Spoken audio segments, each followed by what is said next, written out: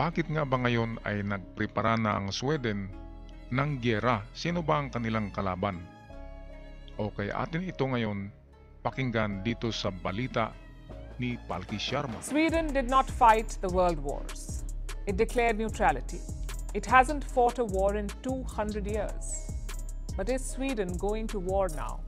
The answer is yes if you believe the country's top defense officials. They have issued a warning that war could come to Sweden and that the residents must be prepared.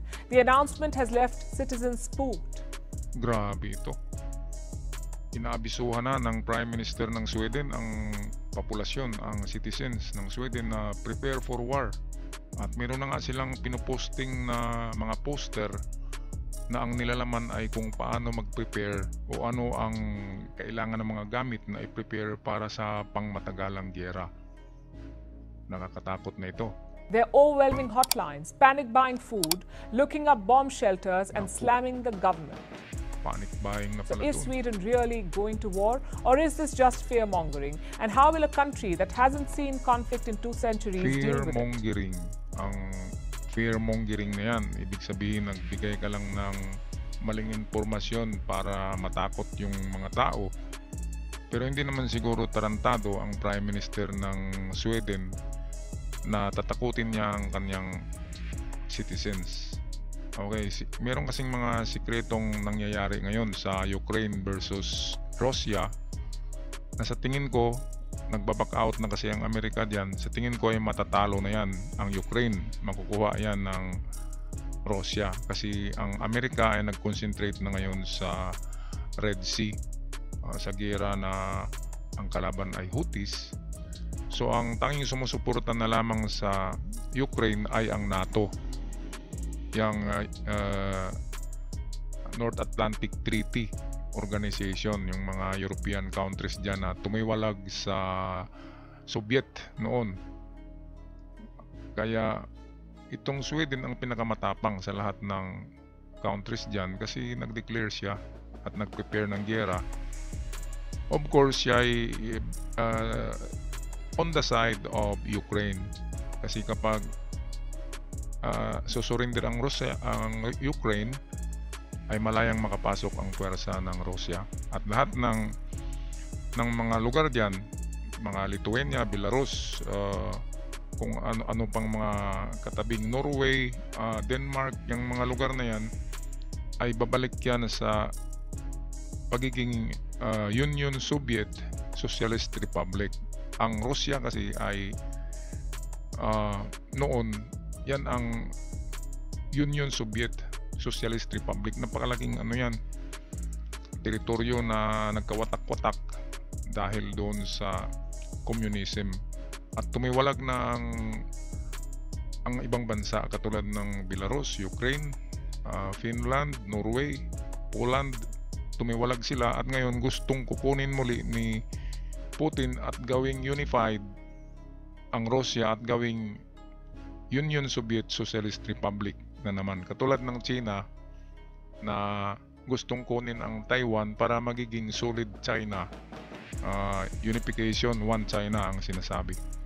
Our next report tells you. On January 8th, Sweden's top defense official had an ominous warning. He said there could be war in Sweden. Carl-Oskar Bohlins' statement left the audience stunned. A new warning came just days later. It was from Sweden's military chief, a man named Mikael Biden. He says all Swedes must be mentally prepared for it. Grabe ito. Must be mentally prepared. Hindi lang prepared with emergency kit. Mentally. Yan ang importante. Kailangan mentally dapat hindi maapektuhan ang pag-iisip natin. Kapag gyera kasi nakaka-stress na yan. In 2022, war came to the borders of Europe. Russia invaded Ukraine. 695 days later, the conflict brews on. It left the Nordic nations spooked, given their close proximity to Russia, so they opted to join the military alliance NATO. Finland became a member last year. Sweden could this year, and it hoped that would be enough. After all, Sweden hasn't been militarily aligned for the last 200 years. So it was a tough choice, but a necessary one for the country. But its NATO bid is stuck. It hasn't been approved yet. Sweden needs a green light both from Turkey and Hungary, so it could take some time. But the warning from the defense officials has left the country spooked. There's panic buying and frightened children, and a fierce debate over fear-mongering.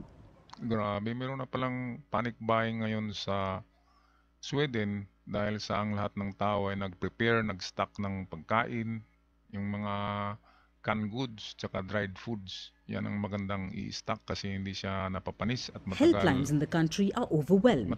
They have children calling and asking the same question. Will we be going to war soon? Searches for bomb shelters are up by 3,500%. Grabe. Tumaas yung 900% na yung gumawa ng mga bomb shelter sa Sweden. Yun ang wala sa atin sa Pilipinas. Dapat ang ating mga government officials, kasi war is imminent. Nandyan lang yan. Malapit na. Mangyari talaga yan kasi history repeat itself. Kapag may World War I, merong World War II. Merong World War III. At 4 at 5 hanggang matapos ang mundo. Ngayon, wala man lang sinabi ang ating mga officials ng gobyerno na maghanda kayo ng medicine kit, ng emergency kit, ng foods, ng water, ng bomb shelter, ng hideout, yung tataguan nyo. Bakit kaya ganun? Dito sa Sweden, malayo pa ang gera, ay nagbigay na sila ng babala, nagdidikit ng mga poster kung anong dapat gawin. Kaya mangyayari talaga ito, pero hindi natin alam kung kailan, pero imminent, malapit na talaga yan. Bakit nga ba nila ito inaanunsyo at nagkaroon tuloy ng panic at takot ang lahat ng tao sa Sweden? Okay, ang kadahilanan nito ay narito sa mapa. Tingnan nyo itong Russia. Ang Russia ay napakalaking teritoryo yan dito. Ito ang Russia.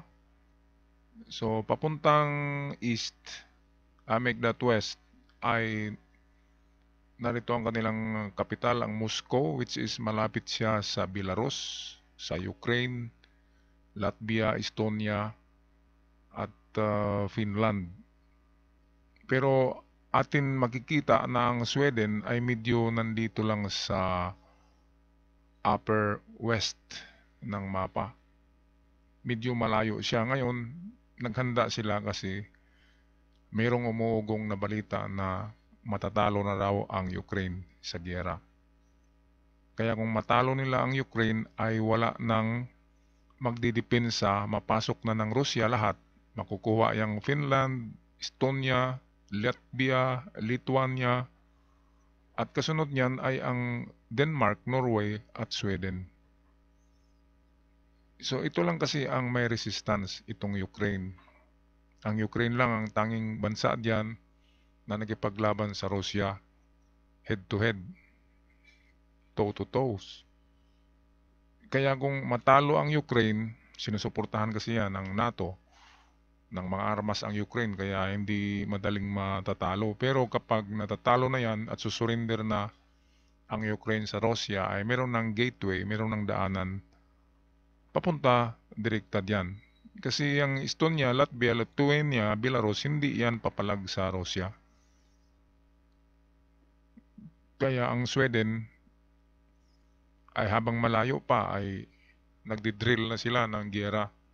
Ibig sabihin yung mga citizens nila, ang mga nationals doon ay tinitrain na nila kung paano maghanda kapag nangyayari ng giyera. Meron na nga silang mga poster na dinidikit sa street walls para makita kung paano at ano ang ihanda for emergency kit ng bawat pamilya para sa isang digmaan na tatagal ng isang taon. Citizens are also downloading this booklet.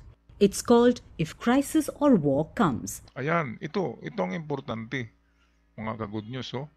How Home preparedness advice. Okay, ayan. Una, food, pagkain. Ano bang klaseng mga foods? Dried foods ang pinakamaganda. Kasi matagal masira. Canned goods, masisira yan 1 year. Pwede rin. And then tubig. Importante ang tubig. Kasi kung magka-nuclear war, contaminated na ang mga tubig sa dams. Kaya dapat meron tayong stock na tubig. At ang technique sa pag-stock ng tubig ay huwag niyong paarawan. Kasi kung paarawan, magkaroon yan ng lumot. Kaya itago yan doon sa madilim na lugar ang mga tubig. And then dahil doon sa Sweden, malamig doon, kaya kailangan doon ng mga bagay o mga disenyo ng bunker na warm. And then communication. Kailangan meron kayong walkie-talkie. Ang masisira na kasi ang mga satellite sa susunod na panahon. Kaya walkie-talkie na lang yung one-way, two-way radio, ganyan. At hindi lang yan, kung sa atin ay dapat meron tayong mga solar rechargeable device na wala na kasing ilaw, kaya dapat may solar device tayo. At yung solar device nyo ay makapag-charge din ng mga cellphone, merong USB charger. Yun ang bilhin nyo. At saka yung mga maliliit lang na wattage na solar lights para makatipid tayo ng kuryente sa ating charger. It was issued during World War II. It was reissued when Russia invaded Crimea. And now citizens suddenly want it. Downloads are up by 900%. Grabe, pati pala sa internet doon, sa kanila ay meron ng mga apps kung paano i-prepare ang ating tahanan para sa giyera. Dito sa atin walang ganyan. Kahit nga sa Bagyo ay walang kaanong mga posters sa Bagyo, sa lindol, sa tidal wave, sa tsunami, sa earthquake. Meron tayong mga earthquake drill pero hindi inulit-ulit. Dapat palaging nakapost yan para hindi malimutan ng mga kabataan at mga magulang. Country is also restarting its compulsory civic duty. It's a form of national service. It was abandoned after the Cold War, but now it's back. Citizens will be trained in emergency services and electricity provision. Plus, the military has changed.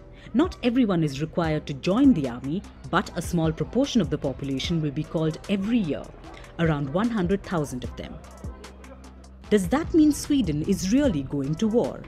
Well, since the Ukraine war, the situation has been tense. The NATO bid made it even more volatile. Okay, dito kasi galit ang Russia sa Sweden dahil last year lang ay nag-join ang Sweden kasunod sa Finland. Nauna yung Finland na nagiging member ng NATO. Alam naman natin na ang NATO ay mortal na kaawayan ng Russia. Ngayon ang Sweden naman ay membro na ng NATO. Yan ang North Atlantic Treaty Organization. Mga bansa yan, katulad ng ASEAN, na kapag ginira, binumba ang isang bansa na kamembro nila, ay tutulungan nila. Kaya lagot dito ang Russia. Kaya galit na galit ang Russia. Freedom kasi ang importante. So kung gusto nang tumiwalag ang mga tao sa motherland nila na Russia, pabayaan na lang kasi merong freedom. Yan ay para lang sa akin. Bakit mo naman kukunin pa yung Taiwan muli ng China? Nagkaroon na nga ng freedom yan.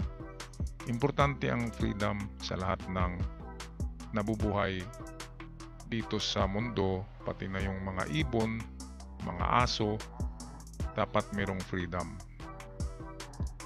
Okay, so ito lang ang aking episode ngayon, mga ka-good news. At be prepared for the imminent war na nandyan lang nakalukluk sa madilim na sulok ng ating mundo. Until our next video, paalam!